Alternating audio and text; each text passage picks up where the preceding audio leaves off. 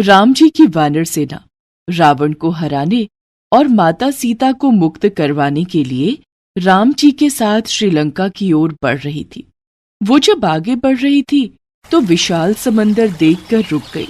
फिर लक्ष्मण ने राम जी को एक बाण दिया जिससे वह पूरा समुद्र सूख जाता। लेकिन फिर जैसे ही श्री राम जी ने तीर कमान संभाला, उतने में समुद्र देव जी उनके सामने प्रकट हुए। प्रभु, कृपया ऐसा ना करें। आप भली भांति जानते हैं कि आपके इस बाण से सारा समुद्र पल भर में सूख जाएगा। मुझ पर ऐसा अन्याय मत कीजिए प्रभु। अगर आप चाहें तो आप समुद्र पर सेतु बनाकर ये समुद्र पार कर सकते हैं। आपका ये सुझाव हमें पसंद आया समुद्र देव। इस तरह तो हम दोनों की समस्या का हल निकल जाएगा। इसके बाद श्री राम की वानर सेना सेतु बनाने लगी। नल और नील पत्थरों पर राम लिखते और बाकी की सेना उन्हें समुद्र में उठाकर रखी। उन पत्थरों पर श्री राम का नाम लिखने से वो पानी में डूबे नहीं और ऊपर की ओर तैरने लगे। ये देख सभी वानर सेना बहुत खुश हुई। फिर सेतु बनने का निर्माण कार्य जोरों शोरों से शुरू हुआ। समुद्र किनारे बैठे श्री राम, लक्ष्मण और हनुमान जी के साथ ये सारा नजारा देख रहे थे। तभी वानरों ने आकर हनुमान जी से शिकायत की। प्रभु, सारा कार्य ठीक ठाक से हो रहा है, लेकिन एक छोटी सी गिलहरी सागर के तट पर इधर उधर घूम रही है। अगर कहीं वो हमारे पैरों के नीचे आ गई तो दबकर मर जाएगी। शरीर पर रेत लपेटकर उसे सेतु पर आकर गिरा देती। हनुमान जी उस गिलहरी की मंशा समझ गए। उन्होंने जाकर गिलहरी की पूंछ पर पांव रख दिया। तभी गिलहरी चिल्लाई, हे राम, हे राम। गिलहरी की चीख पुकार सुनकर राम जी वहां पर आए और उन्होंने गिलहरी को अपने हाथ में उठाकर पूछा, गिलहरी, इन बड़े बड़े वानरों के बीच भला तुम क्या कर रही हो? प्रभु, सेतु पर बड़े बड़े पत्थर हैं।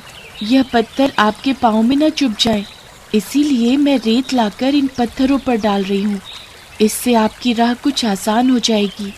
वानरों को आपकी सेवा करते देख मेरे मन में भी ये अरमान जागा कि मैं अपने प्रभु की कुछ सेवा करूं और इस राम सेतु में मैं भी अपना योगदान दूं। गिलहरी, तुम्हारे रेत के कुछ कण डालने से भला क्या ही होगा? प्रभु, आप सत्य कह रहे हैं। मैं इस सृष्टि की इतनी लघु प्राणी होने के कारण इस महान कार्य हेतु आखिर कर भी क्या सकती हूँ, और इसका भला मूल्यांकन भी क्या होगा। प्रभु, पत्थर उठाना तो मेरे बस में नहीं, इसलिए मैं ये बालू ले आई। मेरी ये छोटी सी सेवा प्रभु आप स्वीकार करें और मुझे अपनी शरण में लें। गिलहरी की बातें सुनकर राम जी बहुत प्रभावित हुए और फिर मुस्कुराते हुए बोले, गिलहरी, तू इतनी छोटी सी है। हनुमान ने जब तेरी पूंछ पर पांव रखा तो तुझे बहुत दर्द हुआ होगा ना? बता, इसके लिए मैं हनुमान को क्या दंड दूं? प्रभु, यह तो हनुमान जी के चरणों की कृपा थी कि उनके चरण मुझ पर पड़े और मैं आपके हाथों में आ गई और मुझे आपकी कृपा मिली। तुम नन्ही सी जान हो, अतः मेरे प्रति तुम्हारा ये समर्पित प्रेम अतुलनीय है। संसार में तुम जहां कहीं भी रहोगी, लोग तुम्हें देखकर मुझे याद करेंगे और मेरी परम भक्त मानकर तुम्हें सदैव अच्छी दृष्टि से देखेंगे। मैं तेरी ये सेवा कभी नहीं भूलूंगा। रघुकुल पर तेरा ये एहसान रहेगा। युगों युगों तक तेरी ये कथा सुनाई जाएगी। फिर भगवान श्री राम ने जब ये वचन कहकर प्यार से अपनी उंगलियों से उस गिलहरी को सहलाया तो उसी दिन से गिलहरी की पीठ पर राम जी की उंगलियों के निशान धारियों के रूप में उस पर छप जाते हैं। तभी से ये माना जाता है कि गिलहरियों के शरीर पर मौजूद धारियां और कुछ नहीं बल्कि भगवान राम की उंगलियों के निशान।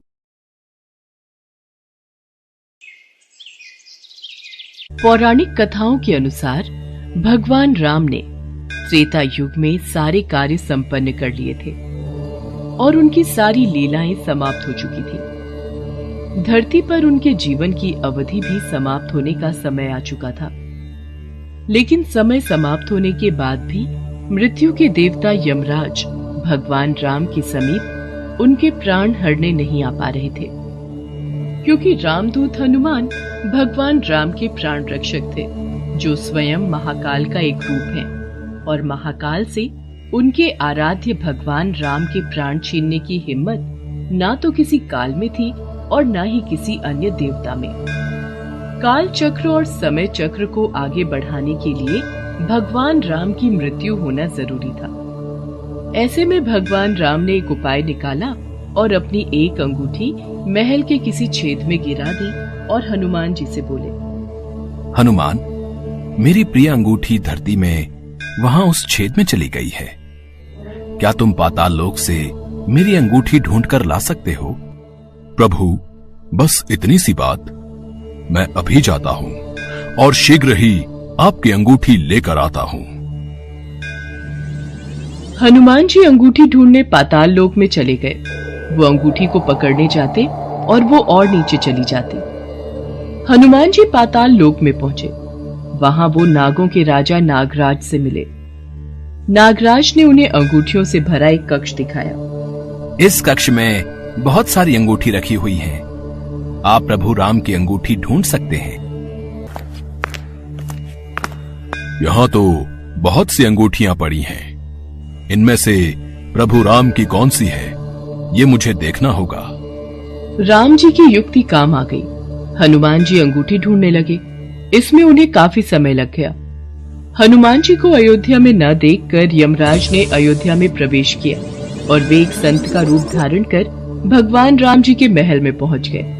तब संत के भेष में यमराज भगवान राम से मिले और भगवान राम से बोले, प्रभु, आपको मुझे वचन देना होगा कि हम दोनों की बातों को गुप्त रखा जाए और जो कोई भी हमारी बातों को सुने उसे मृत्यु दंड दिया जाए। आप निश्चिंत रहिए, मैं इसी क्षण सभी द्वारपालों को बाहर भेज देता हूँ। राम जी ने लक्ष्मण को बुलाया और उनसे कहा, लक्ष्मण, ये मुनिवर मेरे साथ कुछ गंभीर वार्तालाप करना चाहते हैं। तब तक तुम द्वार पर ही पहरा देना और कोई भी अंदर न आने पाए, इस बात का ख्याल रखना, वरना तुम मृत्यु दंड को प्राप्त हो जाओगे। जो आज्ञा भैया, मैं आपके आदेश का पालन करूंगा। लक्ष्मण के जाने के बाद उस संत ने भगवान राम को अपना असली रूप दिखाया और बोले, हे प्रभु, मैं आप ही का सेवक हूं और आपने ही मुझे ये कर्म दिया है कि इस संसार से समस्त जीव जंतु एवं प्राणियों का प्राण हरना, और ये मेरा धर्म भी है। मैं भगवान शिव और ब्रह्मा की आज्ञा से आपसे ये कहने आया हूं कि आपने जो अपना समय इस पृथ्वी लोक पर निश्चित किया था, वो समय पूर्ण हो चुका है और अब आपको अपने धाम लौट जाना चाहिए। इससे सभी देवी देवताओं में आपको विष्णु स्वरूप में देखकर उत्साह की लहर दौड़ जाएगी। इस पर भी हे प्रभु, आपको कुछ और समय इस पृथ्वी लोक पर बिताना है तो आप रह सकते हैं। भगवान राम तो अंतर्यामी है। वो यमराज की बातों को सुनकर मंद मंद मुस्कुरा रहे थे। भगवान राम और यमराज के बीच वार्तालाप चल ही रही थी कि इतने समय में भगवान राम के महल में दुर्वासा ऋषि आ पहुंचे। प्रणाम गुरुवर, कहिए मैं आपकी क्या सेवा कर सकता हूँ? हमें भगवान राम से मिलना है, अभी तुरंत। गुरुवर महाराज, भैया राम अभी किसी से नहीं मिल सकते। उन्होंने किसी को भी कक्ष में न आने का आदेश दिया है। मैं उनके समक्ष नहीं जा सकता। लक्ष्मण की बातों को सुनकर दुर्वासा ऋषि को क्रोध आ गया और वो श्राप देने लगे। मेरा इतना घोर अपमान! अगर मुझे राजा राम से नहीं मिलने दिया गया तो मैं पूरी अयोध्या नगरी को अपने श्राप से जलाकर भस्म कर दूंगा। अगर मैं इन्हें भैया के महल में जाने दूं, तो सिर्फ मुझे ही मृत्यु दंड मिलेगा, लेकिन अयोध्या नगरी तो बच जाएगी। गुरुवर, मैं भैया को आपके आने की सूचना देकर आता हूँ। लक्ष्मण भगवान राम के कक्ष में चले गए। लक्ष्मण को सामने देख भगवान राम चौंक गए और यमराज अंतर ध्यान हो गए। राम जी दुखी हुए कि एक राजा होने के नाते उन्हें लक्ष्मण को मृत्यु दंड देना होगा। राम जी ने अपने कुलगुरु से इस विषय में वार्तालाप किया।